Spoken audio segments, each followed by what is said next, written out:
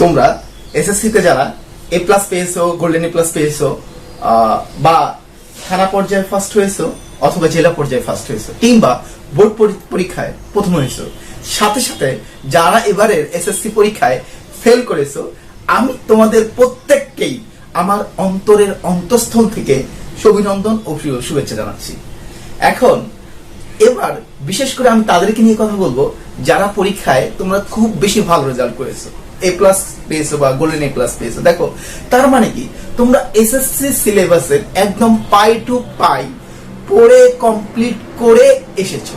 তোমরা যেহেতু অনেক কষ্ট করছো, তাই আমি তোমাদেরকে একটা গল্প শোনাতে চাই। এখন আমার গল্পটা কি? আমার গল্পটা হচ্ছে কুয়ার ব্যাঙের গল্প। এখন কুয়ার ব্যাঙ, কুয়া তো চেনো, এখন একটা ব্যাঙ যার জন্মই হয়েছে কুয়াতে। এখন এই যে ব্যাঙটার জন্মই কুয়াতে, তার কাছে পৃথিবীটা হচ্ছে কুয়ার মতোই। এই পৃথিবীতে যে বিস্তীর্ণ জলরাশি আছে, সমুদ্র আছে, সাগর, মহাসাগর আছে, এটা কিন্তু তার ধারণার মধ্যে নাই।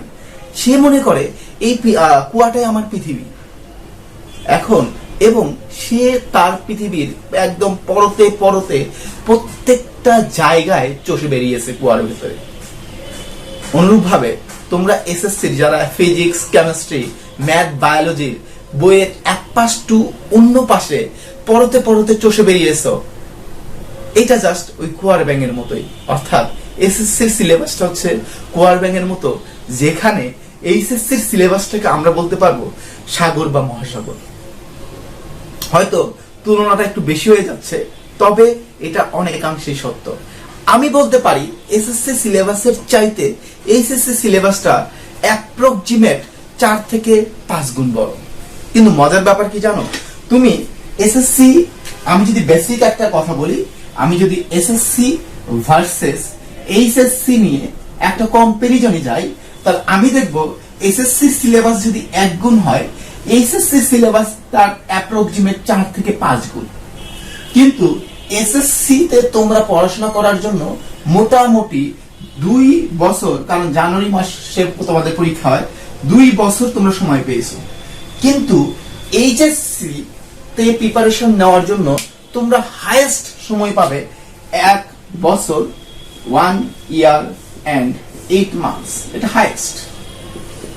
অর্থাৎ সময় কমে যাচ্ছে, কিন্তু তোমাকে প্রিপারেশন নিতে হবে এসএসসি সিলেবাসের 4 থেকে 5 গুণ বড় সিলেবাস। এবং আমি জানি তোমরা সবাই আরেকটা গল্প শুনে এসেছো, যে সেটা কি, এসএসসিটা অনেক অনেক বেশি গুরুত্বপূর্ণ। অবশ্যই এসএসসি অনেক অনেক বেশি গুরুত্বপূর্ণ। আরেকটা জিনিস হচ্ছে, কোনো মতো এসএসসিটা পাস করো, এসএসসি পাস করলে আর তারপরে তোমাকে খুব বেশি পড়াশোনা করা লাগবে না। এই কথাটা একটু মিথ্যা। এই যেহেতু তোমরা এই কথাটা শুনে এসেছো, যারা তোমাদেরকে এই কথাটা শুনিয়েছে তাদের হয়ে আমি তোমাদের কাছে ক্ষমা চাচ্ছি। এই জায়গায় এসএসসি অবশ্যই গুরুত্বপূর্ণ, কিন্তু এসএসসির চাইতে অনেক অনেক বেশি গুরুত্বপূর্ণ, অনেক অনেক বেশি প্রভাব ফেলবে জীবনে, সেটা হচ্ছে তোমার এইচএসসি পরীক্ষা। কিভাবে? দেখো, আমরা হয়তো সবাই কেউ ডাক্তার হতে চাই, কেউ বা ইঞ্জিনিয়ার হতে চাই, অথবা কেউ খুব ভালো একটা সাবজেক্টে পড়ে গ্রাজুয়েশন কমপ্লিট করতে চাই। বাস্তবতা হচ্ছে এই যে আমি ডাক্তার হতে চাই, ইঞ্জিনিয়ার হতে চাই, বা ভালো একটা সাবজেক্টে পড়তে চাই, এই যে ডাক্তার হওয়ার জন্য বা ইঞ্জিনিয়ার হওয়ার জন্য বা ভালো একটা সাবজেক্টে পড়ার জন্য তোমাকে কিন্তু ভর্তি পরীক্ষা দিতে হবে। আর এই ভর্তি পরীক্ষা হয় এইচএসসি সিলেবাসের উপর ভিত্তি করে। এখন তার মানে এইচএসসি পরীক্ষার উপরে একদিকে যেমন এইচএসসি পরীক্ষার রেজাল্ট ডিপেন্ড করতেছে, তার সাথে সাথে অ্যাডমিশন টেস্টে তুমি কি করবা সেটাও কিন্তু ডিপেন্ড করতেছে তোমার এইচএসসি সিলেবাসের উপরে। এখন তুমি যদি একটু খেয়াল করো, যে এই যে অ্যাডমিশন টেস্টে হয়তো তুমি ডাক্তার হলে, বা তুমি ঢাকা মেডিকেলে পড়তেছো বা বুয়েটে পড়তেছো, এইটা কিন্তু এই জায়গায় তুমি যে প্রফেশনে যাবা, এর ফলাফলটা কিন্তু তোমার সারা জীবন ভোগ করতে হবে।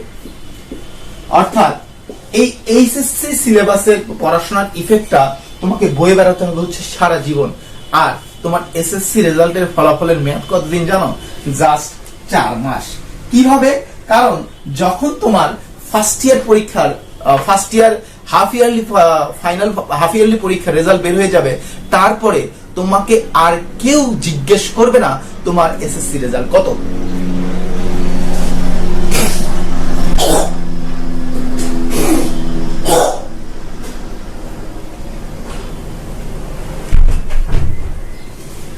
এখন তোমাকে এরপর আর কেউ জিজ্ঞেস করবে না তোমার এসএসসি রেজাল্ট বেসিক্যালি কত ছিল।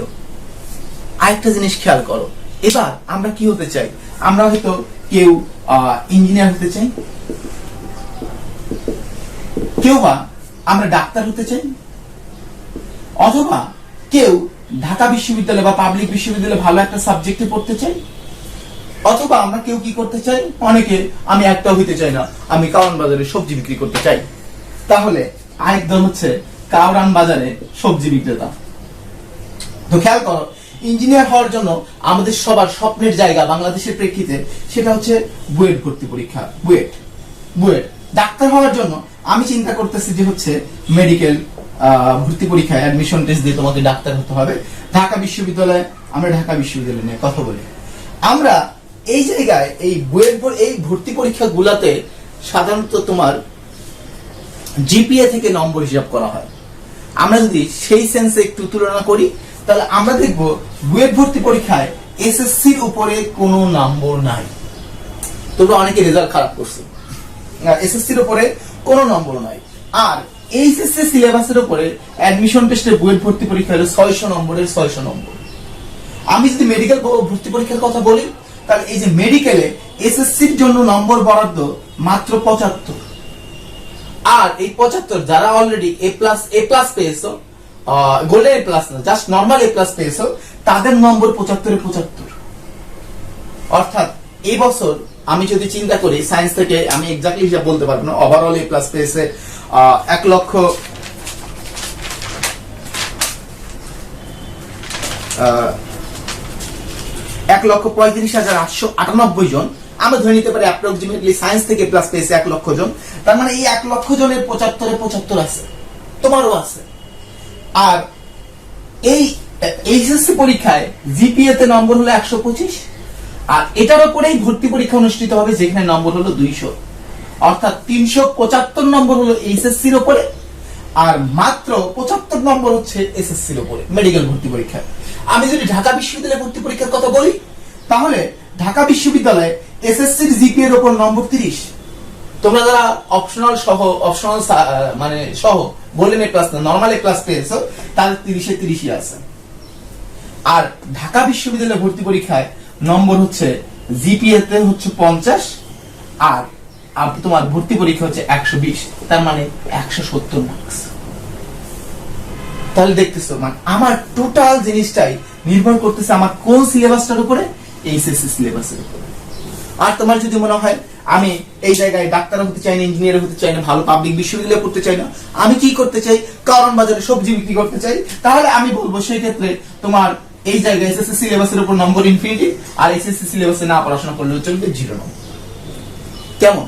তাহলে কিন্তু আমরা বুঝতেই পারতেছি এইচএসসিটা আমাদের জন্য কতটা গুরুত্বপূর্ণ। অতএব এইচএসসিতে আমাকে যেভাবেই হোক অবশ্যই ভালোভাবে পড়াশোনা করতে হবে।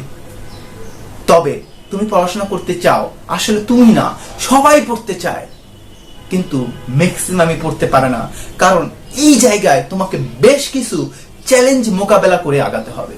তাহলে আসো আমরা একটু দেখি কি কি চ্যালেঞ্জ তোমাকে এইচএসসি থাকা অবস্থায় মোকাবেলা করা লাগবে।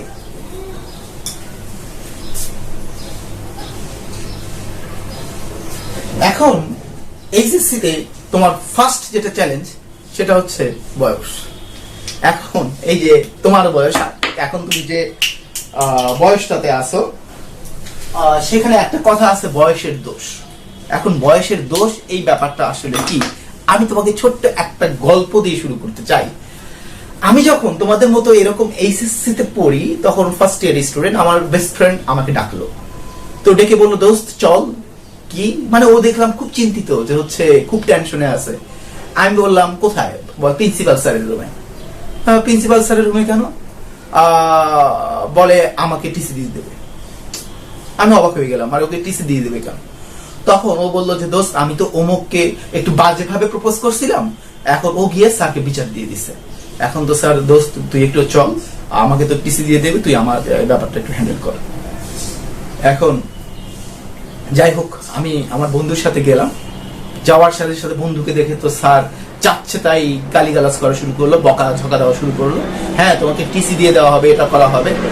আমার বন্ধু তো ভয়ে যুগ যুগ অবস্থা, হ্যাঁ কাঁদে মানে কেঁদে দিয়েছে সহজ কথা।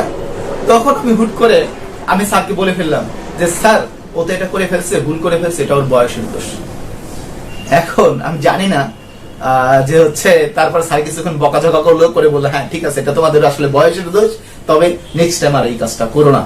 ওই জায়গায় বয়সের দোষ বলে আমরা বেঁচে গেলেও জীবন যুদ্ধে কিন্তু বয়সের দোষের দোহাই দিয়ে আমরা বেঁচে যেতে পারবো না। আর এই বয়সের দোষের কারণে আমরা বেশ কিছু জিনিসে এডিক্টেড হয়ে যাই। এক নম্বর যে জিনিসে এডিক্টেড হই সেটা হচ্ছে ফেসবুক। এখন ফেসবুক, তারপরে যদি কথা বলি, ফেসবুকে আমাদের কাজ কি? কোনো কাজ নেই, সারাদিন হোম পেজ স্ক্রলিং করি। আর এরপরে যেটা নিয়ে কথা বলতে হয় সেটা হচ্ছে আমাদের অতি প্রিয় মেসেঞ্জার। এখন মেসেঞ্জারে আসলে আমরা কি করি? মেসেঞ্জারে আমরা কিছুই করি না। আমরা এই বয়সে দেখা যায় যে হচ্ছে সারা রাত ভেবে, ঘন্টার পর ঘন্টা ভেবে আমরা কিছু প্রশংসা সূচক বাক্য তৈরি করি। আর তার প্রশংসা সূচক বাক্য তৈরি করার পর আমরা ছেলেরা কি করি, এই জায়গায় আশেপাশে দেখি, খুঁজে দেখি আমার ফ্রেন্ড লিস্টে কোন কোন মেয়ে আছে, একই প্রশংসা সূচক বাক্য 10 জন মেয়ে থাকলে 10 জন মেয়ের ইনবক্সে পেস্ট করে দেই। আর সেই প্রশংসা সূচক বাক্যগুলা শুনে মেয়েরা মানে ফুলে ফেপে ওঠে, ওদের গর্বে বুক ভরে যায়। তখন জরিনা নিজেকে জেরিন খান ভাবা শুরু করে। আর এই জরিনা যখন জেরিন খান ভাবা শুরু করে সে বুক ফুলিয়ে রাস্তায় হাঁটতে শুরু করে, কিন্তু সে জানে না তাকে যে মেসেজটা দেওয়া হয়েছে একই সাথে সেই মেসেজটা পাঠানো হয়েছে আরো 10 জনকে। তো এভাবে মেসেঞ্জার ফেসবুকিং করতে করতে ছেলেরা ম্যাক্সিমাম ক্ষেত্রেই দেখা যায় কোনো মেকআপ সুন্দরীর প্রেমে পড়ে যায়। আর যেদিন ওই মেকআপ সুন্দরীর সাথে ছেলেটার দেখা হয় তখন সে ওই মেকআপ সুন্দরীকে বাস্তবে দেখে নিজে অজ্ঞান হয়ে যায়। আর মেয়েদের ক্ষেত্রে কি হয়, আমরা হয়তো অনেক সময় এইরকম মেসেজিং করতে করতে, রাতের পর মেসেজিং করতে করতে এক সময় আমরা জান ও বেবির খোঁজ পেয়ে যাই। কিন্তু তুমি কিন্তু জানো না, এই তোমার ওই জান ও বেবি তোমার জান নিয়ে সিনিবিনি খেলছে। তোমার জান নিয়ে কাউকে সিনিবিনি খেলার সুযোগ তুমি দিও না। আমি এই জায়গায় ছোট্ট একটা কবিতা বলি মাঝে মাঝে, যে সারা রাত করে চ্যাট বানিয়েছে তুমি ফ্যাট, মনে রেখো একদিন তোমার সেই প্রিয়তম বা প্রিয়তমা তোমাকে দিয়ে যাবে বিশাল বড় একটা স্যাক। যখন তোমার চেয়ে ভালো কাউকে সে পেয়ে যাবে তখন কিন্তু সে তোমার জীবনে থাকবে না। আর এই জায়গায় একটা কথা তুমি সবসময় মনে রেখো, ফোনের ওপাশ থেকে যে নারীটা তোমাকে বলবে এই পৃথিবীতে আমি তোমাকে সবচাইতে বেশি ভালোবাসি, মনে রাখবে এই পৃথিবীতে যে মেয়ে তোমাকে তোমার মায়ের চাইতে বেশি ভালোবাসে সে মেয়ে অবশ্যই মেয়ে না, সে একটা কালনাগিনী। আর তোমরা আরো একটা জিনিস মাথায় রেখো, এই পৃথিবীতে ফোনের ওপাশ থেকে যে পুরুষটা তোমাকে বলে এই পৃথিবীতে আমি তোমাকে সবার চাইতে বেশি ভালোবাসি, মনে রেখো যে পুরুষ এই পৃথিবীতে তোমাকে তোমার বাবার চাইতে বেশি ভালোবাসে সে অবশ্যই পুরুষ না, সে কাপুরুষ। অবশ্যই তুমি কোনো কাপুরুষ বা কালনাগিনীর প্রেমে পড়তে পারো না, আর তুমিও কারো জীবনের কাপুরুষ বা কালনাগিনী হতে পারো না। এরপর আমরা যে জিনিসটাতে মজে যাই সেটা হচ্ছে মোবাইল গেমস বা মোবাইল গেমস অথবা কম্পিউটার গেমস। ঘন্টার পর ঘন্টা চলে যায়, আমরা খুঁজে পাই না যে হচ্ছে আমরা এখান থেকে বের হবো কিভাবে। মনে হয় কন্টিনিউয়াস, মনে হয় আমি এই গেমসের পৃথিবীর 1 নম্বর হব। তারপর তুমি যদি এরপরে আমাদের যে জিনিসটায় আমরা ডুবে যাচ্ছি সেটা হচ্ছে বন্ধু বান্ধবদের সাথে ঘন্টার পর ঘন্টা আড্ডা দিয়ে দিচ্ছি। এই যে এইচএসসি আমাদের এই বয়সন্ধিকালে, এই বয়সে আমাদেরকে বন্ধু বান্ধবটা খুব ভালো করে নির্বাচন করতে হবে। আমাদেরকে গঠনমূলক, যেসব বন্ধুরা গঠনমূলক কাজ করে, যাদের সাথে পজিটিভ আলোচনা হয় তাদের সাথে থাকতে হবে, তাদের সাথে বেশি সময় দিতে হবে। অনেকে এই কাজ করে যে হচ্ছে আমাকে বলে যে ভাইয়া আমার বন্ধু বান্ধব খারাপ হতে পারে, আমার সার্কেলটা খারাপ হতে পারে, কিন্তু আমি নিজেকে ওদের কাছ থেকে বাঁচিয়ে চলতে পারি, আমি নিজেকে কন্ট্রোল করতে পারি, আমার কোনো সমস্যা হয় না, আমি নষ্ট হয়ে যাচ্ছি না। তো হ্যাঁ, তুমি খারাপ সঙ্গীর সাথে বা খারাপ সঙ্গ সাথে থেকেও তুমি নিজেকে কন্ট্রোল করতে পারতেছো, এই কারণে অবশ্যই আমি তোমাকে অভিনন্দন জানাবো। কিন্তু অবশ্যই অভিনন্দন জানাবো, তুমি অবশ্যই অভিনন্দন পাওয়ার যোগ্য। তবে আরেকটা জিনিস তোমাকে সাথে মাথায় রাখতে হবে। দেখো, মানুষ বা আমাদের এই বয়সটা আমরা হচ্ছে আপেলের মতো, বা হচ্ছে তুমি চিন্তা করো বা কম আপেলের মতো অথবা আঙ্গুরের মতো চিন্তা করো, যেটা একটা পচনশীল ফল। তাহলে এই ফলটা যদি বাইরে থাকে, বাইরে অনেক ধুলাবালি জ্যামস এর সংস্পর্শে যখন থাকবে, সে ভালো থাকবে। কিন্তু কতদিন ভালো থাকবে? 10 দিন ভালো থাকবে, বা 12 দিন ভালো থাকবে, বা 15 বা 1 সপ্তাহ ভালো থাকবে। কিন্তু এই ফলটাকে আমি যদি ফ্রিজে গিয়ে সংরক্ষণ করি, তাহলে কিন্তু সে হয়তো 2 মাস বা 3 মাস বা তার চেয়ে বেশি সময় সে ভালো থাকবে। সুতরাং এই জায়গায় তুমি ওদের সংস্পর্শে থেকেও ভালো আছো, এই কারণে কংগ্রাচুলেশন। তবে তুমি যদি ভালো সঙ্গীদের সাথে মেশো, তাহলে তুমি এর চাইতেও আরো বেশি ভালোভাবে থাকতে পারবে। সঙ্গ নির্বাচন করাটা এই সময় অনেক অনেক বেশি গুরুত্বপূর্ণ। এবার আমি আরেকটা কথা তোমাদেরকে বলবো, সেটা হচ্ছে তোমাদেরকে এবার আমি আরেকটা গল্প শোনাতে চাই। দেখো, যে হচ্ছে তোমরা কি জানো যে হলো বানরকে কিভাবে খাঁচায় বন্দি করা হয়, বা বানরকে পোষ মানানো হয় কিভাবে? বানর তো বন্য প্রাণী। তাহলে এই বানরকে পোষ মানানোর জন্য একটা খাঁচার ভেতরে ছোট্ট একটা ছিদ্র করা হয়। ওই ছোট্ট একটা ছিদ্র করা হয় এবং খাঁচার ভেতরে অনেকগুলা বাদাম রেখে দেওয়া হয়। এখন বানর যখন খাঁচার কাছাকাছি এসে বাদামকে দেখে, তখন ওই ছোট্ট ছিদ্র দিয়ে নিজের হাতটা ঢুকাই দেয়। এখন হাতটা ঢুকাই দিয়ে সে চারপাশের বাদামগুলো এক জায়গায় করে মুষ্টিবদ্ধ করে। আর যখন বাদামগুলো মুষ্টিবদ্ধ করে, তখন তার মুষ্টিটা কিন্তু অনেক বড় হয়ে যায়। আর মুষ্টিটা অনেক বড় হয়ে গেলে সে যখন হাতটা বাইরে বের করে নিয়ে আসতে চায়, তখন সে কিন্তু আর বের করতে পারে না।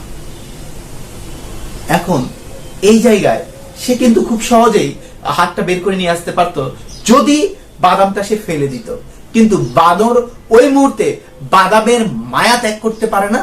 আর বাদামের মায়া ত্যাগ করতে না পারার কারণে তার হাতটা আটকে যায় এবং এক পর্যায়ে তাকে খাঁচায় বন্দি করে ফেলা হয়। অনুরূপভাবে আমাদের জীবনে আমরা এরকম অসংখ্য বাদামের মতো মায়ায় পড়ে আছি, বাদামের মতো মায়াজালে আটকে আছি। এরকম একটা মায়াজাল হচ্ছে ফেসবুক, এরকম একটা মায়াজাল ইউটিউব, এরকম একটা মায়াজাল হচ্ছে তোমার হচ্ছে ধরো তোমার মেসেঞ্জার, বা এরকম আরেকটা মায়াজালের কথা যদি বলি, সেটা হচ্ছে তোমার প্রিয়তম বা প্রিয়তমা। আরেকটা মায়াজাল যদি আমরা বলি যে আড্ডা। এই অসংখ্য মায়াজাল থেকে তোমাকে যে কোনো না যে কোনো ভাবে হোক বের হয়ে আসতে হবে। আর না হলে বানরের মতো তুমি ওই বাদামের মায়ায় পড়ে গেলে তোমাকে অবশ্যই খাঁচায় বন্দি থাকতে হবে। এবার একটা জিনিস তোমাকে মাথায় রাখতে হবে, তুমি সবসময় মাথায় রেখো যে শয়তানের কিন্তু কোনো শত্রু থাকে না। শত্রু হয় মানুষের, বিশেষ করে ভালো মানুষের। তো তুমি যেহেতু ভালো মানুষ, তার মানে তোমার অবশ্যই শত্রু থাকবে। তোমার শত্রুগুলো কি? তোমার শত্রু ফেসবুক, তোমার শত্রু ইউটিউব, তোমার শত্রু হচ্ছে আড্ডাবাজি, তোমার শত্রু পাশের বাসার আন্টি। তবে এই তোমার যতগুলা শত্রু আছে, আমি বলবো না তুমি এগুলোকে ঝেড়ে ছুঁড়ে ফেলে দাও। আমি যতই বলি তোমাকে ফেসবুক ব্যবহার করা যাবে না, মেসেঞ্জার ব্যবহার করা যাবে না, এই ইউটিউবিং করা যাবে না, তুমি কিন্তু সেগুলো করবেই, তুমি মায়ায় জড়াবেই। তো আমি তোমাকে বলবো না যে তুমি এগুলা ছেড়ে দাও, আমি তোমাকে বলবো এগুলাকে শত্রু থেকে কনভার্ট করে বন্ধুতে কনভার্ট করো। এই শত্রুগুলাকে, সবগুলা শত্রুগুলাকে তোমাকে বন্ধুতে কনভার্ট করতে হবে। এখন আমরা এগুলোকে বন্ধুতে কনভার্ট করব কিভাবে? তুমি ফেসবুকে থাকো, সমস্যা নাই, তুমি হোম পেজে স্ক্রলিং করিও না। ফেসবুকে দেখবা যে এইচএসসি এবং ভর্তি পরীক্ষা রিলেটেড অনেকগুলো এডুকেশনাল গ্রুপ আছে, তুমি সেই এডুকেশনাল গ্রুপগুলোতে সময় দাও, তাহলে দেখবে তুমি সেখান থেকে অনেক কিছু শিখতে পারবে এবং পড়াশোনার জন্য মোটিভেশনও পেয়ে যাবে। তুমি ইউটিউবিং করো, সমস্যা নাই, তবে ইউটিউবে গিয়ে তুমি প্রাঙ্ক ভিডিও দেখিও না। তুমি ইউটিউবে গিয়ে তুমি শিক্ষামূলক ভিডিওগুলো দেখো। এইচএসসির প্রত্যেকটা সাবজেক্টের কন্টেন্ট গুলা বাংলায়, ইংরেজিতে, ইভেন অন্য যে কোনো ভাষায় সকল কন্টেন্ট তুমি পাবে।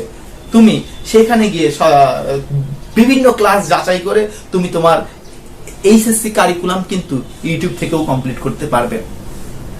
তুমি সেই ইউটিউবকে শত্রু থেকে বন্ধু বানায় নাও। তুমি একটা কাজ করো, যে হচ্ছে আমি যতই বলি তুমি কারো মায়ায় জড়ায় না, তুমি কিন্তু মায়ায় জড়াবে। ইভেন তুমি প্রেমে পড়ে যেতে পারো, গভীর প্রেমে পড়তে পারো। আমি বলবো না যে হচ্ছে তুমি সেটাকে ছেড়ে দাও। এই জায়গায় বাস্তবতা হচ্ছে পৃথিবীটা এমন, আমাদের চারপাশে অনেক প্রজাপতি ঘুরতেছে, অনেক প্রজাপতি আছে, লাল নীল সুন্দর শ্বেত শুভ্র প্রজাপতি গুলো খেলা করতেছে। আমরা কন্টিনিউয়াস চাচ্ছি এ পাশের প্রজাপতিটা ধরি, এই পাশেরটা ধরি, এ পাশেরটা ধরি। আমরা কন্টিনিউয়াস প্রজাপতি ধরার জন্য ব্যস্ত। কিন্তু এপিজে আবুল কালামের একটা বিখ্যাত উক্তি আছে, যে হচ্ছে তোমরা প্রজাপতির পিছনে দৌড়ায় না, তোমরা ফুল গাছ রোপণ করো। আর তোমরা যদি ফুল রোপণ করতে পারো, তাহলে ফুলের মধু খাওয়ার জন্য অনেক প্রজাপতি লাইন ধরবে। তো অনুরূপ ভাবে তোমরা আজকে যারা বিভিন্ন প্রজাপতিকে ধরার জন্য দৌড়াচ্ছ, তোমরা প্লিজ এটা করিও না। এটা না করে তুমি হচ্ছে ফুল, তুমি তোমার নিজেকে পরিচর্যা করো, নিজেকে তৈরি করো। তা তুমি যখন তোমার ফুলটা যখন বিকশিত হবে, সেখানে মধু চলে আসবে, তখন এই ফুলের মধু খাওয়ার জন্য অসংখ্য প্রজাপতি লাইন ধরবে। আর এই অসংখ্য প্রজাপতির মধ্যে সবচেয়ে সুন্দর স্মার্ট গ্ল্যামারাস প্রজাপতিটাকে তুমি কুক্ষিগত করে ফেলতে পারবে। এই জায়গায় আমি আরেকটা গল্প বলতে চাই, সেটা হচ্ছে আমরা অনেকে কাঠবিড়ালি পুষতে চাই, আবার সুন্দর করে কথা বলে তোতা পাখি, সেটাও পুষতে চাই। এখন এপিজে আবুল কালামের আরেকটা কথা এই জায়গায় বলতে হয়, যে হচ্ছে আমি একবার তোতা পাখি পুষতে চেয়েছিলাম, তো তোতা পাখি আমার পোষ মানেনি, সে আমাকে ছেড়ে উড়ে চলে গেছে। আমি এরপর কাঠবিড়ালি পুষতে চাইলাম, কিন্তু কাঠবিড়ালিও আমার পোষ মানলো না, সেও আমাকে ছেড়ে উড়ে চলে গেল। কিন্তু আমি পরবর্তীতে গাছ রোপণ করলাম। পরবর্তীতে গাছটা যখন বড় হলো, তখন ওই গাছে অসংখ্য কাঠবিড়ালি, অসংখ্য তোতা পাখি এসে ভিড় করা শুরু করলো, বাসা বাঁধতে শুরু করলো। ঠিক তদ্রুপ তোমার জীবনেও এই সফলতার গাছ রোপণ করতে হবে। এই সফলতা দিয়ে গাছটাকে অনেক বড় করতে হবে। আর এই গাছটা যখন বড় হয়ে যাবে, তখন দেখবে তুমি আজকে যাদেরকে ধরতে চাচ্ছ, আজকে যাকে কাছে পেতে চাচ্ছ, এরকম অনেকেই সেই গাছে এসে বাসা বাঁধবে। তখন কিন্তু তোমাকে ওদের কাউকেই হারাতে হবে না। এই জায়গায় আমাদের এটা ছিল আমাদের প্রথম চ্যালেঞ্জ। আমরা যদি বলি দ্বিতীয় চ্যালেঞ্জটা কি, তোমার এখন 2 নম্বর যেটা চ্যালেঞ্জ, সেটা হচ্ছে ভাব। এখন তোমার এই বয়সে তোমার 3 ধরনের ভাব আছে। 3 ধরনের ভাবে তুমি ভাবুক। হ্যাঁ, এই জায়গায় আমি যদি প্রথম ভাবটার কথা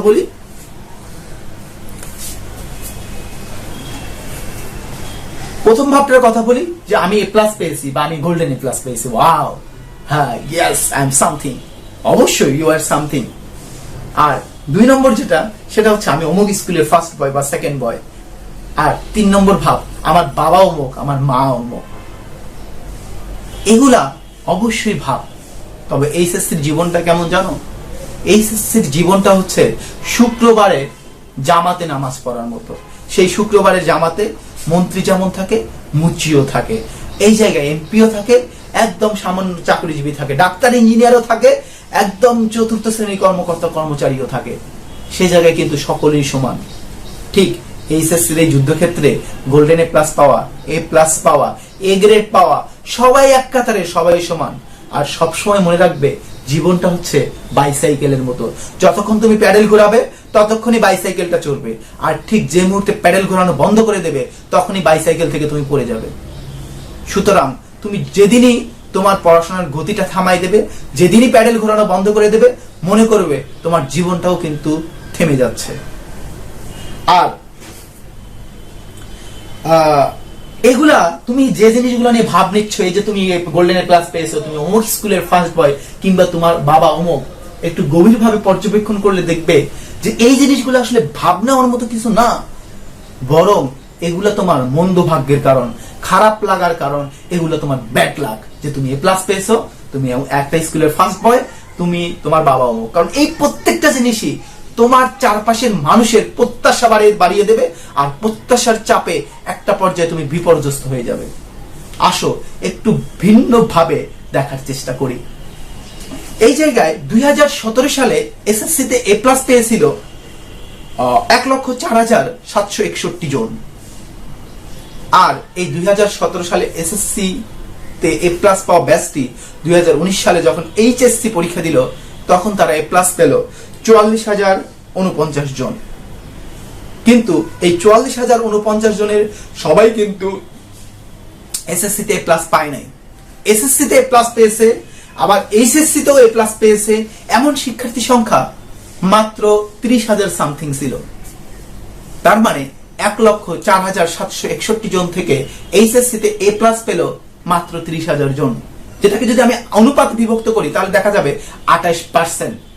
অর্থাৎ প্রতি 4 জন এসএসসি তে এ প্লাস পাওয়ার শিক্ষার্থীর 3 জনই এইচএসসি তে গিয়ে এ প্লাস পায় নাই, মিস করছে।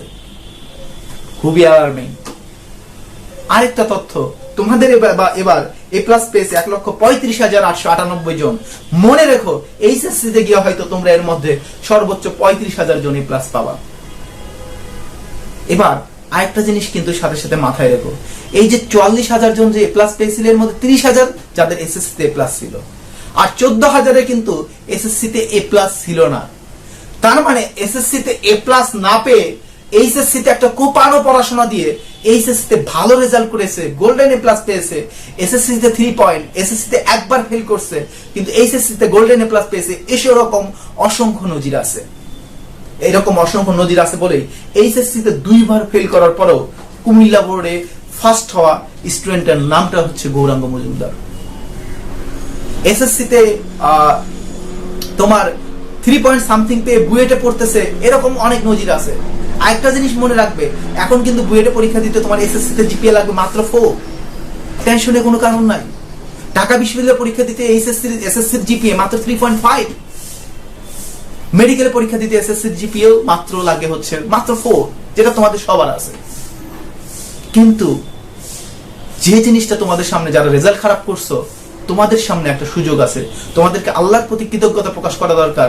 এই কারণে আল্লাহ তাআলা তোমাকে অনেক বড় একটা সুযোগ দিছে। কি দেখো, যে একটা ছেলে এসএসসি তে এ প্লাস পেয়েছে বা গোল্ডেন এ প্লাস পেয়েছে, সে যদি এইচএসসি তেও এ প্লাস বা গোল্ডেন এ প্লাস পায় তাহলে মানুষ কিন্তু তাকে খুব বড় বাহবা দেবে না, কারণ এটা তাদের এক্সপেক্টেড এর মধ্যেই ছিল, তারা এটা প্রত্যাশা করেছিল, এটা হতেই পারে, স্বাভাবিক। কিন্তু তুমি যে ছেলেটা এসএসসি তে 3.5 পেয়েছো, তুমি যদি এইচএসসি তে এ প্লাস পেয়ে যাও বা গোল্ডেন এ প্লাস পেয়ে যাও, এটা একটা ট্রিমেন্ডাস জিনিস হবে। তোমাকে নিয়ে পত্রিকা সংবাদ প্রকাশ করবে, তোমাকে নিয়ে চারপাশে উল্লাস শুরু হয়ে যাবে, তোমাকে সবাই বাহবা দেবে। অর্থাৎ এসএসসি তে এ প্লাস পেয়ে এইচএসসি তে এ প্লাস পাওয়া এর চেয়ে কোটি কোটি গুণে মাহাত্ম্যপূর্ণ হলো এসএসসি তে 3.5 পেয়ে এইচএসসি তে গোল্ডেন এ প্লাস পাওয়া। তোমার সামনে সেই সুযোগটা আছে, সেটা কাজে লাগাও। তোমার এটা ফেইলার না, এটা হচ্ছে তোমার সফলতার প্রথম ধাপ। মনে রাখবে, every failure is the first step toward success. অতএব তোমরা সেই সুযোগটা কাজে লাগাও। আর অন্যভাবে একটু চিন্তা করবে, ধরো তুমি এসএসসি তে গোল্ডেন এ প্লাস পেয়েছো, এখন কোনো কারণে তোমার যদি এইচএসসি এর এ প্লাসটা নষ্ট হয়ে যায়, মিস হয়ে যায়, তাহলে কিন্তু আশেপাশের প্রত্যেকটা মানুষ, পাশের বাসার আন্টি, কেউ কিন্তু বসে থাকবে না, প্রত্যেককে তোমাকে নিয়ে কথা বলবে। অতএব এই জায়গা থেকে বের হয়ে আসতে গেলে তোমাকে অবশ্যই ভেবে দেখতে হবে, পড়াশোনা করতে হবে। এবার অনেকে ভাবতেছে আমি তো অমুক স্কুলে ফার্স্ট বয় ছিলাম। আমি তোমাকে ছোট্ট একটা পরিসংখ্যান দিতে চাই। বাংলাদেশে হাই স্কুল আছে বেশি না, মাত্র 23,500 জন। 23,500টা স্কুলে মিনিমাম 23,500 ইন্টু 3 প্রায় 70,000-এর মতো ফার্স্ট বয় আছে। সায়েন্স গ্রুপে অ্যাটলিস্ট 23,000 ফার্স্ট বয় আছে। কোন কোন স্কুলে একাধিক সেকশন আছে, সেই ক্ষেত্রে একাধিক ফার্স্ট বয় আছে। কিন্তু ঢাকা বিশ্ববিদ্যালয়ের বুয়েট মেডিকেলে তোমাদের জন্য সিট মাত্র 6,000, আর 6,000-এর মধ্যে এর মধ্যে first boy second boy chance পাবে সর্বোচ্চ 2,000, আর বাকিগুলা কিন্তু যারা জীবনে কোনোদিন ফার্স্ট সেকেন্ড হয়নি এরকম স্টুডেন্টরাই চান্স পাবে। অতএব এটা নিয়ে গর্বে বুক ফোলানোর কোনো কারণ নাই, বরং এটা তোমার উপর প্রত্যাশার চাপ বাড়িয়ে দিয়েছে। তোমাকে এখন অনেক বেশি বেশি পড়াশোনা করতে হবে। আর এরপরে আমি যে জিনিসটা নিয়ে কথা বলতে চাই সেটা হচ্ছে এরপর তোমাকে যে চ্যালেঞ্জটা মোকাবেলা করতে হবে সেটা হচ্ছে তোমার চারপাশের পরিবেশ। এই এইচএসসি তে কি হবে, আমাদের ম্যাক্সিমাম ছেলেপেলে গ্রাম থেকে আমরা কি চলে আসবো শহরে, জেলা শহরে অথবা বিভাগীয় শহরে বা ঢাকায় চলে আসবো একটা ভালো কলেজে ভর্তি হওয়ার জন্য। আর যখন ভালো কলেজে ভর্তি হওয়ার জন্য আসবো তখন আমরা হয়তো উঠবো কোনো ম্যাচে বা কোনো একটা জায়গায়। আমি আমার ম্যাচ জীবনের প্রথম দিনের গল্পটা একটু শেয়ার করতে চাই। দেখো, আমি ম্যাচে বাড়ি থেকে চলে আসলাম, আমি ম্যাচে উঠলাম। এখন ম্যাচে উঠে প্রথম রাতটা কোনো ক্রমে যখন ম্যাচের রুমে ঢুকি তখন দেখি আমি একটা বিশাল সাম্রাজ্যে চলে আসছি। বিশাল সাম্রাজ্যের চার কোনায় 4টা বেড আর হচ্ছে 4টা টেবিল, আর মাঝখানে কোনো জায়গা নেই। অর্থাৎ 4 জনকে থাকতে হবে, যে রুমের মাঝখানে কোনো জায়গা নেই, এরকম একটা রাজ্যে, বিশাল রাজ্য। তো বিশাল রাজ্যে আমি কি জানি বল রাত 10টা-12টার সময় ঢুকে প্রথম দিন মাত্র ঘুমালাম। সকালে উঠলাম যে বাইরে যাব, টয়লেটে যাব, ফ্রেশ হব। এখন বের হয়ে দেখি বিশাল বড় একটা লাইন, বিশাল বড় লাইন। মনে হয় ওই যে ত্রাণ নেওয়ার জন্য মানুষ যেভাবে লাইন ধরে ওই রকম লাইন। আমি ভেবে পেলাম না এই লাইনটা কিসের। তখন খোঁজ নিয়ে দেখলাম এটা হচ্ছে টয়লেটে যাওয়ার লাইন। আমি অবাক হয়ে গেলাম। তো যাই হোক, তারপরে টয়লেট শেষ করে পেট ক্ষুধায় চিচি করতেছে। এখন মনে হচ্ছে সকালে একটু খাওয়ার দাওয়া প্রয়োজন। এখন খাবার সামনে নিয়ে বসলাম যে হচ্ছে আমরা যখন বাসায় থাকি তখন বাবা বাজারে সবচেয়ে দামি মাছটা কিনে, আর যখন তুমি হোস্টেলে থাকবা তাদের যেহেতু এখানে ব্যবসা করতে হবে তারা সবচেয়ে কম দামি মাছটা কিনবে যাতে টাকা কম লাগে। এই জায়গায় তুমি বাসায় থাকতে বাজারে সবচেয়ে ভালো সবজিটা খেয়েছো, মেসে যখন চলে আসতেছো সবচেয়ে পচা সবজিগুলা এই জায়গায় কোনো মতো খাওয়ার অবস্থা আছে সেগুলো নিয়ে এসে তোমার সামনে খাওয়ার জন্য দেওয়া হচ্ছে। আর খাবারের কি চেহারা, দেখলেই যে খাবার ভেতরে না গিয়ে বাইরে চলে আসে। তো যাই হোক, তারপরে তোমাকে কষ্ট করে খেতে হবে, আমিও খেলাম। কিন্তু এরপরে দেখি হাত ধোবো বা একটু পানি খাবো, পানি নাই। তো পানি না থাকলেও সমস্যা নাই, কারণ এই মেস বা হোস্টেলের ডাল আর টিউবওয়েলের পানির মধ্যে কোনো পার্থক্য নাই। তুমি দুইটার মধ্যে আসলে তেমন কোনো পার্থক্য করতে পারবা না। এখন পরের স্টেপে মনে হলো সকালে একটু পড়াশোনা করি। এখন সকালে পড়তে যাব, তখন পাশের দেখলাম যে হচ্ছে 2 জন পড়াশোনা করতেছে আর বাকি 2 জন গল্প গুজব করতেছে। ওই 2 জন তখন বললো তোরা পরে কি করবি, পরে তো পড়াশোনা অনেক সময় পাবি। সকালে পড়াশোনা হলো না, কলেজে গেলাম। বিকেলে মনে হলো এখন একটু পড়ি। তখন এই জায়গায় কিছুক্ষণ পরে বন্ধু বান্ধব এসে চল খেলি, আমরা খেলতে গেলাম, বাইরে খেলতে গেলাম। রাতে মনে হচ্ছে পড়ি। এই 4 জনের মধ্যে একজনের প্রিয়তমা আছে, বাকি 3 জনের কারো প্রিয়তমা নেই। সে তার প্রিয়তমার সাথে সন্ধ্যার পর থেকে গভীর প্রেমালাপ শুরু করছে, আর সেগুলা দেখে আমরা করতেছি ইস আমাদের যদি থাকতো। এখন ব্যাপারটা হচ্ছে কি, এইভাবে হতাশায় থাকতে থাকতে আর তার কথা শুনতে শুনতে সন্ধ্যা পেরিয়ে রাত 10টা-11টা বেজে যায়। তারপর মনে হলো যে এখন একটু গভীর রাত হয়েছে, এখন পড়াশোনা শুরু করা যাবে। তো তখন পড়াশোনা শুরু করতে যাব, তখন 2 ফ্রেন্ড অলরেডি ঘুমায় পড়ছে। ঘুমায় পড়ার পর তারা বলতেছে খবরদার বাতি জ্বালাবি না, বাতি জ্বালালে টিস গুলি করব। কারণ কি, আমরা বাল্ব জ্বালানো থাকলে ঘুমাতে পারি না। তার মানে পড়াশোনা নাই। তো তুমিও এরকম অনেক প্রতিকূল অবস্থার সম্মুখীন হবে যখন তুমি নতুন ম্যাচে উঠতেছ। তো এই জায়গাগুলো থেকে তুমি কিভাবে মুক্তি পেতে পারো? দেখো, তোমার যেহেতু সকালে লাইন ধরা লাগতেছে, তাহলে তুমি সকালে না উঠে একটু ভোরে ওঠো।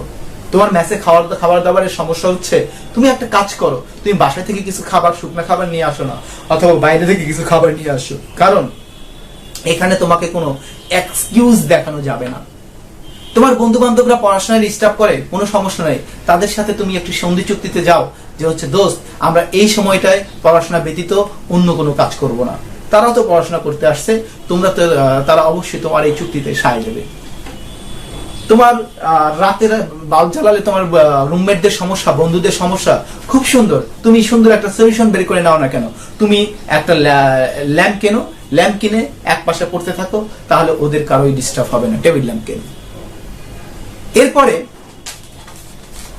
তুমি যে জিনিসটাই আরেকটা প্রবলেম ফেস করবে সেটা হচ্ছে যে এসএসসি তে আরেকটা জিনিস, তুমি যেমন বয়সের দোষ ফেস করবে, ঠিক এই দোষটা কিন্তু তোমার অনেক বন্ধু ফেস করবে।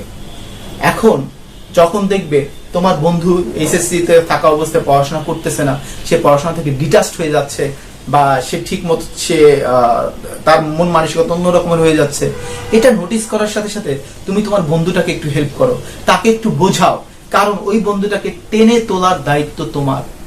তুমি যা বুঝতেছো তোমার ওই বন্ধুটাকে বুঝাই দাও। এখন তুমি যদি তোমার ওই বন্ধুটাকে টেনে তোলো, তাহলে সে তোমার প্রতি কৃতজ্ঞ 2 বছরের জন্য থাকবে না, সে তোমার প্রতি কৃতজ্ঞ থাকবে আজীবনের জন্য। এবং তোমার ওই বন্ধু অবশ্যই অবশ্যই কোনো না ভালো কিছু একটা করবে। আর তোমার ওই বন্ধু যখন ভালো কিছু একটা করবে, তখন ওই বন্ধুটা তোমার জীবনের তোমার আজীবনের জন্য অ্যাসেট হয়ে যাবে।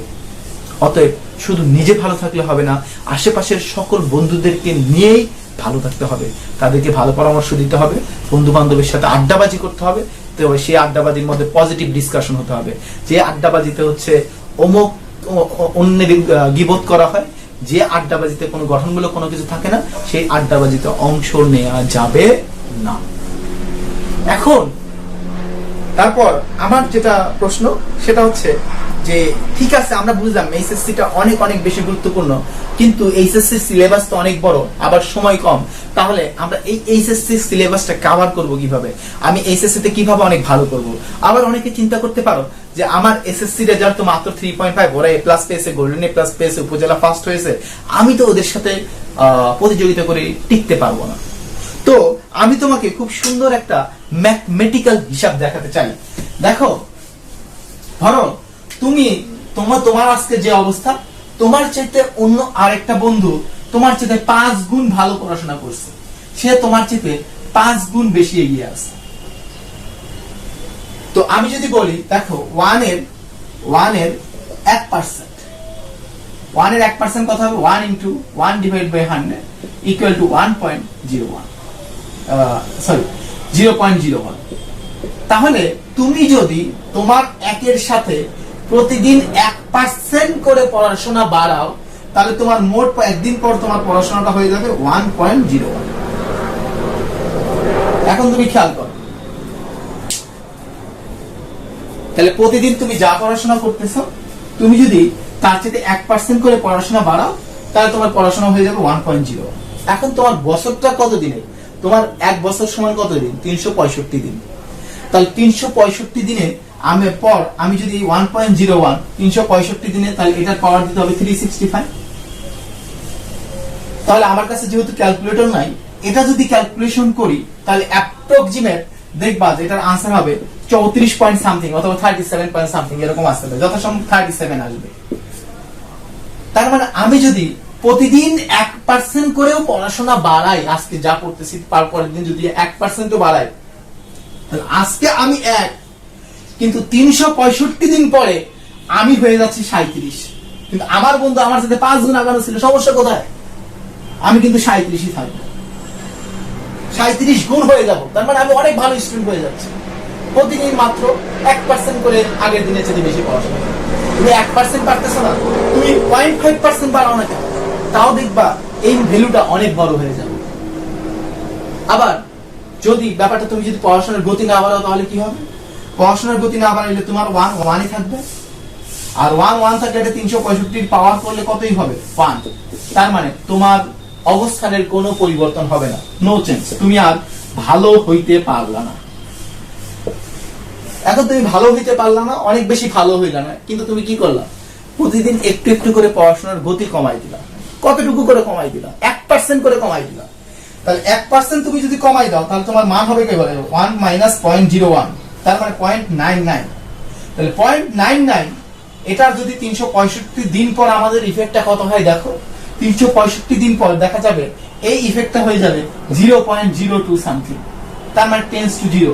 তার মানে এই প্রতিদিন তুমি যদি 1% করেও পড়াশোনা কমাও, তাহলে দেখা যাবে যে হচ্ছে 1 বছর পর তোমার ভেতরে আর ছাত্রত্বের ছও অবশিষ্ট নাই। অতএব তুমি খারাপ স্টুডেন্ট, কোনো টেনশন নাই। তোমার এসএসসি পর্যন্ত প্রিপারেশন ভালো না, কোনো টেনশন নাই। তুমি আমার এই ফর্মুলাটা ইউজ করো, প্রতিদিন 1% করে পড়াশোনা বাড়াও, তাহলে দেখবে তোমার অবস্থান আজকে 1 বছর পরে তোমার অবস্থান হয়ে যাবে আজকের চাইতে 37 গুণ ভালো অবস্থান। তুমি যে কাউকে টক্কর দিতে পারবে। এবার এসএসসির সাথে এইচএসসির আরেকটা যেটা ঝামেলা, এসএসসিতে তোমার ফিক্সড বোর্ড বই ছিল, কিন্তু এইচএসসিতে ফিক্সড বোর্ড বই নাই, একটা সাবজেক্টের উপরে 8টা 10টা রাইটারের বই। আমি তাহলে এবং কেউ হয়তো ইঞ্জিনিয়ারিং এর জন্য প্রিপারেশন নেবে ভবিষ্যতে, কেউ মেডিকেলের জন্য নিজেকে প্রস্তুত করতে যাচ্ছ, কেউ বিশ্ববিদ্যালয়ের জন্য নিজেকে প্রস্তুত করতে যাচ্ছ, এখানে একই জায়গার কোশ্চেন প্যাটার্নটা হচ্ছে এক এক রকম।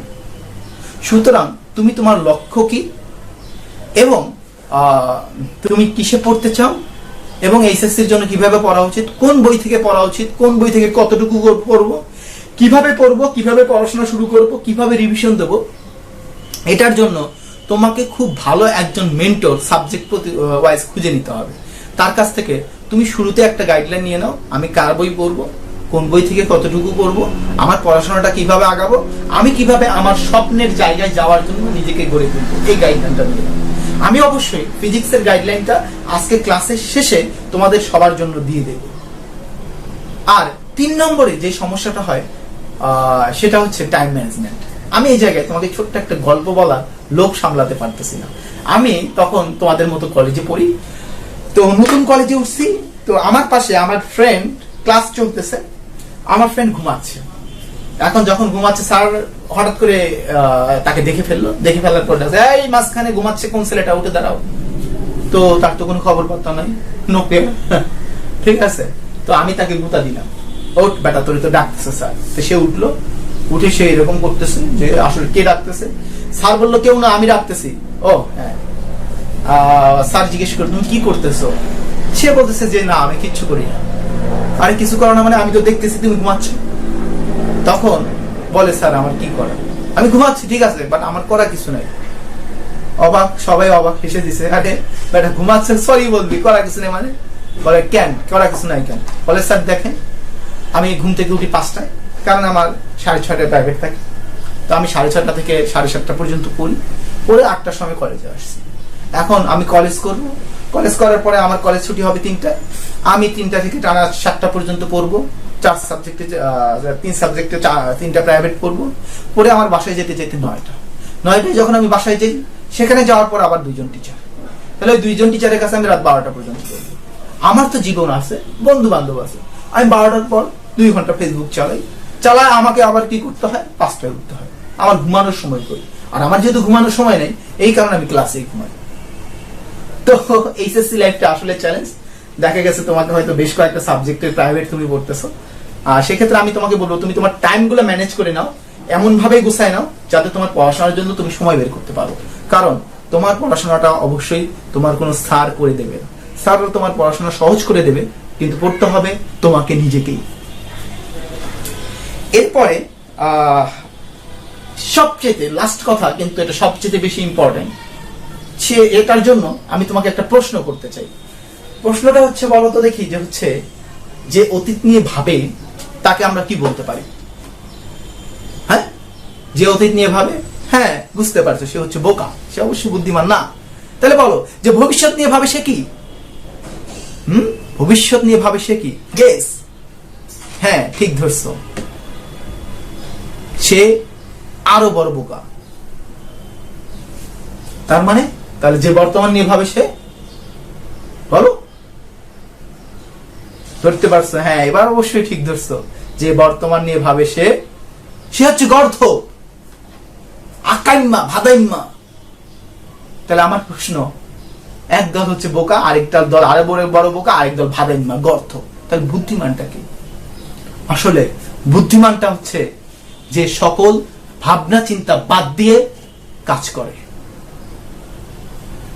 তো আমাদেরকে আসলে অতীত নিয়ে ভাবলেও হবে না, কারণ অতীত নিয়ে ভাবলে আমরা হতাশাগ্রস্ত হয়ে যাব। আমাকে ভবিষ্যৎ নিয়ে ভাবলে চলবে না, ভবিষ্যৎ নিয়ে ভাবলে আমরা অলস হয়ে পড়ব, আর বর্তমান নিয়ে ভাবলে আমরা তো আকাইম্য হয়ে যাব। অর্থাৎ আজকে থেকে ভাবনা চিন্তা বাদ, আজকে থেকে আমরা কাজ করব, এখন থেকে আমরা কাজ করা শুরু করব। মনে রাখবে কাজ করার জন্য, পড়াশোনার জন্য পারফেক্ট সময় খুঁজে বের করার দরকার নেই। এখন তোমার শুরু করতে হবে হচ্ছে এখনই। সুতরাং এখন থেকে তোমরা পড়াশোনা শুরু করে দাও। আর এখন থেকে তোমরা যদি পড়াশোনা শুরু করে দিতে পারো, ভালোভাবে একটা সুন্দর সঠিক গাইডলাইন নিয়ে চলতে পারো, তাহলে তুমি অবশ্যই তোমার স্বপ্ন, তোমার ডাক্তার হওয়ার স্বপ্ন, তোমার ইঞ্জিনিয়ার হওয়ার স্বপ্ন, তোমার ভালো একটা বিষয় গ্রাজুয়েশন কমপ্লিট করার স্বপ্ন, এইচএসসি তে ভালো রেজাল্ট করার স্বপ্ন, সকল স্বপ্ন তুমি পূরণ করতে পারবেই। আর হ্যাঁ, তোমাকে পারতেই হবে এবং তোমার প্রতি আমার বিশ্বাসও আছে, তুমি পারবে পারবে পারবে। আরেকটা জিনিস মনে রাখবে, স্বপ্ন কিন্তু চুরি হয়। এখন স্বপ্ন কিভাবে চুরি হয়? তুমি যখন তোমার স্বপ্নের পিছনে দৌড়ানো বাদ দিবা, তুমি মেডিকেলে পড়তে চাও, তুমি বুয়েটে পড়তে চাও কি, এবং তুমি পড়াশোনাটা ঢিলেমিস দিয়ে দিছো, তুমি যে সময় পড়াশোনার প্রতি একটু ঢিলেমি দিয়ে দিছো, সেই সময় আরেকজন কিন্তু ধুমায়া প্রিপারেশন নিচ্ছে। সে ধুমায়া প্রিপারেশন নিয়ে তোমার জায়গাটাই, তোমার আসনের জায়গাটাই সে তোমার আসনটা ছিনাই নেবে, তোমার স্বপ্নটা সে ছিনাই নিল। কোনো কাউকে তোমার স্বপ্ন ছিনিয়ে নিতে দিও না। আমি বিশ্বাস করি তুমি সেটা পারবে। সুতরাং যুদ্ধ শুরু হোক এখন থেকে, পড়াশোনা শুরু হোক এখন থেকে, দেখা হবে বিজয়ে। ধন্যবাদ সকলকে।